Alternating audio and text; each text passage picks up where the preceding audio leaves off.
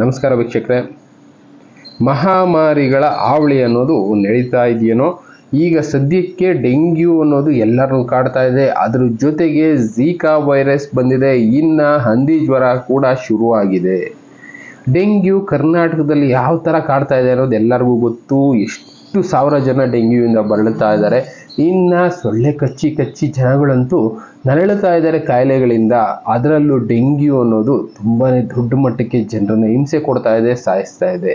ಕರ್ನಾಟಕ ಒಂದರಲ್ಲೇ ಸುಮಾರು 7,000-7,500 ಕೇಸ್ಗಳು ಆಲ್ರೆಡಿ ರಿಜಿಸ್ಟರ್ ಆಗಿದೆ. ಇನ್ನು ಟೆಸ್ಟಿಂಗಲ್ಲಿ ಎಷ್ಟೋ ಜನ ಇದ್ದಾರೆ, ಟೆಸ್ಟ್ ಮಾಡಿಸ್ದೇನೆ ಎಷ್ಟೋ ಜನ ನ್ಯಾಚುರಲ್ ಟ್ರೀಟ್ಮೆಂಟ್ ಅದು ಇದು ಅಂತ ತಗೊಳ್ತಾ ಇದ್ದಾರೆ.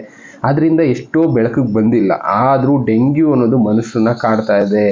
ಈಗ ಮಳೆ ಬಂದ್ರಂತೂ ಇನ್ನೂ ಜಾಸ್ತಿ ಆಗ್ತಾ ಹೋಗ್ತಾ ಇದೆ. ಈಗ ಮಳೆಗಾಲ ಆಗಿರೋದ್ರಿಂದ ಈ ಡೆಂಗ್ಯೂ ಅನ್ನೋದು ಮನುಷ್ಯರನ್ನ ಕಾಡ್ತಾ ಇದೆ.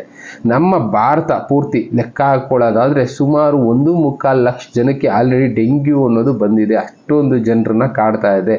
ಸಾವಿನ ಸಂಖ್ಯೆ ಕಡಿಮೆ ಇರ್ಬೋದು, ಆದರೂ ಕೂಡ ಪ್ಲೇಟ್ಲೆಟ್ಸ್ ಅನ್ನೋದು ಕಡಿಮೆ ಆಗುತ್ತೆ. ಮನುಷ್ಯನ ಇಮ್ಯುನಿಟಿ ಅನ್ನೋದು ಫುಲ್ಲಾಗಿ ಡೌನ್ ಮಾಡಿಬಿಡುತ್ತೆ. ಈ ಡೆಂಗ್ಯೂ ಒಂದು ಸೊಳ್ಳೆ ಕಚ್ಚೋದ್ರಿಂದ ಏನೂ ಆಗೋದಿಲ್ಲ ಅಂದ್ಕೊಂಡ್ಬಿಡ್ತೀವಿ. ಬಟ್ ಆ ಸೊಳ್ಳೆ ತಂದಿಡೋ ಅಂಥ ಕಷ್ಟಗಳನ್ನ ಯಾರೂ ಅನುಭವಿಸೋದಕ್ಕಾಗೋದಿಲ್ಲ. ಸಾವು ತನಕನೂ ಕರ್ಕೊಂಡು ಹೊರಟೋಗುತ್ತೆ. ಎಷ್ಟೋ ಜನರು ಸಾಯಲೇಬೇಕಾಗತ್ತೆ. ಅದರಲ್ಲೂ ಸಣ್ಣ ಮಕ್ಕಳಿಗೆ ಈ ಸೊಳ್ಳೆಗಳಿಂದ ದೊಡ್ಡದಾಗಿ ಹಾವಳಿಗಳೇ ಆಗ್ತಾ ಇದೆ. ಸಣ್ಣ ಮಕ್ಕಳು ಇದನ್ನು ತಡ್ಕೊಳ್ಳೋಕ್ಕಾಗೋದಿಲ್ಲ. ಅಷ್ಟೊಂದು ಸುಸ್ತಾಗಿ ಹೋಗ್ತಾರೆ. ಪ್ಲೇಟ್ಲೆಟ್ಸ್ ಅನ್ನೋದು ಕಡಿಮೆ ಆಗುತ್ತೆ. ಇನ್ನು ಊಟ ಸೇರೋದಿಲ್ಲ.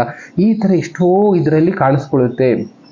ಇನ್ನು ಡಾಕ್ಟ್ರುಗಳು ಹೇಳ್ತಾ ಇರೋದು ಅಷ್ಟೇ, ಇನ್ನು ಗೌರ್ಮೆಂಟ್ ಅವ್ರು ಹೇಳ್ತಾ ಇರೋದು ಅಷ್ಟೇ, ಆದಷ್ಟು ನಿಮ್ಮ ಸುತ್ತಮುತ್ತ ನೀರೆಲ್ಲೇ ನಿಂತಿದ್ರು ಅದನ್ನು ನಿಲ್ಲೋದಕ್ಕೆ ಬಿಡಬೇಡಿ. ಆದಷ್ಟು ಅದನ್ನು ಕವರ್ ಮಾಡಿ. ಇಲ್ಲ ಅಂದರೆ ಅಲ್ಲಿ ಏನಾದರೂ ಮಣ್ಣಾಕಿ ಮುಚ್ಚಿ ನೀರು ಹರಿಯೋ ಹಾಗೆ ವ್ಯವಸ್ಥೆ ಮಾಡ್ಕೊಳ್ಳಿ.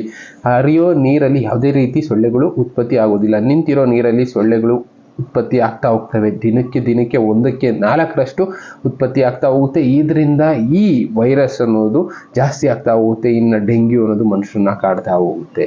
ಇನ್ನು ಈ ಡೆಂಗ್ಯೂ ಅನ್ನೋದು ಹರಡ್ತಾ ಇರೋದು ಸೊಳ್ಳೆಗಳಿಂದ ಎಲ್ಲರಿಗೂ ಗೊತ್ತು. ಆದರೆ ಈ ಸೊಳ್ಳೆಗಳು ಆದಷ್ಟು ಬೆಳಗ್ಗೆ ಹೊತ್ತೇ ಕಚ್ತವೆ.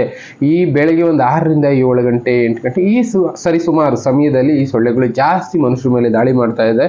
ಅದರಲ್ಲೂ ಕಾಲಿನ ಭಾಗಕ್ಕೆ ಜಾಸ್ತಿ ಈ ಸೊಳ್ಳೆಗಳು ಕಚ್ತಾ ಇದೆ. ಅದಕ್ಕೆ ಆದಷ್ಟು ಪೂರ್ತಿಯಾದ ಬಟ್ಟೆಗಳನ್ನ ಮಕ್ಕಳಿಗೆ ಹಾಕಿ. ಅದರಿಂದ ಸೊಳ್ಳೆ ಹಾವಳಿ ಅನ್ನೋದನ್ನು ತಡಿಬೋದು. ಇನ್ನು ಈ ಸೊಳ್ಳೆಗಳು ಜಾಸ್ತಿ ಬಲಿ ತಗೊಳ್ತಾ ಇರೋದು ವಯಸ್ಸಾದವ್ರನ್ನ. 50 ವರ್ಷಕ್ಕಿಂತ ದಾಟಿದವರಿಗೆ ಇಮ್ಯುನಿಟಿ ಅನ್ನೋದು ನಾರ್ಮಲ್ ಆಗಿ ಕಡಿಮೆ ಇರುತ್ತೆ. ಅಂಥವ್ರ ಮೇಲೆ ಈ ವೈರಸ್ ದಾಳಿ ಆದರೆ, ಡೆಂಗ್ಯೂ ಜ್ವರ ಶುರು ಆದರೆ ಅವ್ರನ್ನ ಪೂರ್ತಿಯಾಗಿ ಸಾವಿನ ಅಂಚಿ ತನಕ ಕರ್ಕೊಂಡು ಹೋಗುತ್ತೆ. ಕೆಲವೊಬ್ರು ಸಾಯ್ಬೇಕಾಗುತ್ತೆ ಅಂತ ಹೇಳಿದ್ನಲ್ಲ. ಅದರಲ್ಲೂ 50 ವರ್ಷ ದಾಟಿದವರಿಗೆ ಈ ಡೆಂಗ್ಯೂ ಇಂದ ಸಾವಿನ ರುಚಿ ತೋರಿಸೋ ತನಕ ಬಿಡೋದಿಲ್ವೇನೋ ಅಷ್ಟರ ಮಟ್ಟಿಗೆ ಈ ಸೊಳ್ಳೆಗಳು ಕಾಡ್ತಾ ಇದೆ. ನಮ್ಮ ಕರ್ನಾಟಕದಲ್ಲೇ ಎಷ್ಟೋ ಕಡೆ ನೀರು ನಿಲ್ತಾ ಇದೆ, ಹರಿತಾ ಇದೆ, ನೋಡ್ತಾ ಇದ್ದೀವಿ. ಮಳೆ ಬಂದು ಮಡಿಕೇರಿ, ಈ ಉಡುಪಿ ಕಡೆ ಎಲ್ಲ ಪ್ರವಾಹದ ಪರಿಸ್ಥಿತಿ ಇದೆ. ಇನ್ನು ಪ್ರವಾಹದ ಪರಿಸ್ಥಿತಿ ಇಳಿದ್ರೂ ಕೂಡ ಅಲ್ಲಲ್ಲೇ ನೀರು ನಿಂತಿರೋದ್ರಿಂದ ಈ ಸೊಳ್ಳೆಗಳು ಉತ್ಪತ್ತಿ ಆಗ್ತಾ ಹೋಗುತ್ತೆ.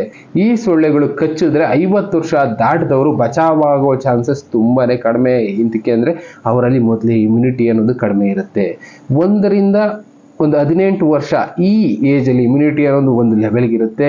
ಇನ್ನು ಅದಾದಮೇಲೆ ಸ್ವಲ್ಪ ವೇರಿಯೇಷನ್ ಆಗ್ತಾ ಇರುತ್ತೆ. ಬಟ್ 50 ವರ್ಷ ದಾಟಿದ ಮೇಲೆ ಇಮ್ಯುನಿಟಿ ಅನ್ನೋದು ಬಾಡಿನಲ್ಲಿ ಕಡಿಮೆ ಇರೋದ್ರಿಂದ ಅಂಥವ್ರಿಗೆ ಸೊಳ್ಳೆಗಳು ಕಚ್ಚಿದ್ರೆ ಸಾವಿನ ಅಂಚಿ ತನಕ ಕರ್ಕೊಂಡು ಹೋಗುತ್ತೆ. ಆದಷ್ಟು ಇದರಿಂದ ಹುಷಾರಾಗಿರಿ ಅಂತಲೇ ಎಲ್ಲರೂ ಕೂಡ ಹೇಳ್ತಾ ಇರೋದು.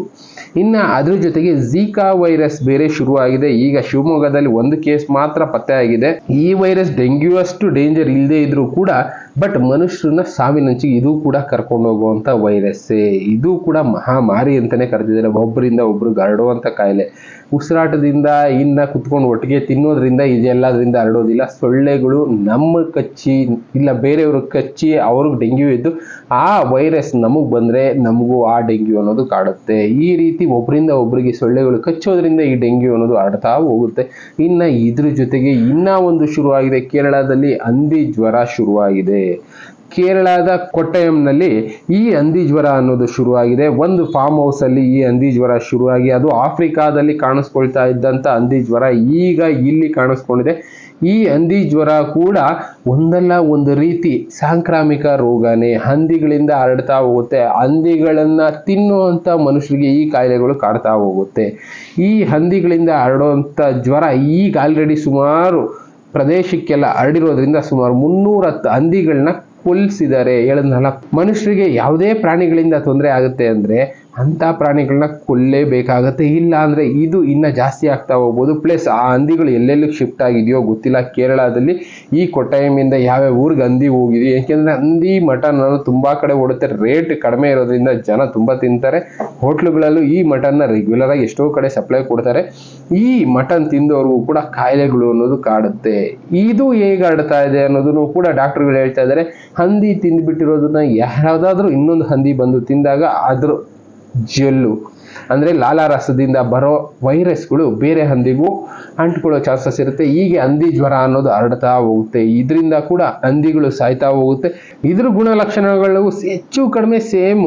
ಈಗ ಡೆಂಗ್ಯೂ ಜ್ವರ ಬಂದರೆ ಯಾವ ರೀತಿ ಇರುತ್ತೋ, ಇನ್ನು ಝೀಕಾ ಬಂದರೆ ಯಾವ ರೀತಿ ಇರುತ್ತೋ ಅದೇ ರೀತಿ ಇದು ಕೂಡ. ಚಿಕನ್ ಗೂನಿಯಾನು ನೋಡಿದ್ದೀವಿ, ಅದೇ ರೀತಿ ಇದು ಕೂಡ ಕಾಡುತ್ತೆ. ಮನುಷ್ಯರಿಗೆ ನಾರ್ಮಲ್ ಆಗಿ ಜ್ವರ ಬರುತ್ತೆ, ಹೊಟ್ಟೆ ಹಸಿವಾಗೋದಿಲ್ಲ, ಚರ್ಮದ ಮೇಲೆ ಕಲೆಗಳು ಮೂಡುತ್ತೆ, ಇನ್ನು ವಾಂತಿ ಭೇದಿ ಇವೆಲ್ಲ ಜಾಸ್ತಿ ಆಗ್ತಾ ಹೋಗುತ್ತೆ. ಈ ರೀತಿ ಮಹಾಮಾರಿಗಳು ಮಳೆಗಾಲದಲ್ಲಿ ಹರಡೋದಕ್ಕೆ ಶುರುವಾಗಿದೆ. ಆದಷ್ಟು ಇಂಥದ್ರಿಂದ ಹುಷಾರಾಗಿರಿ.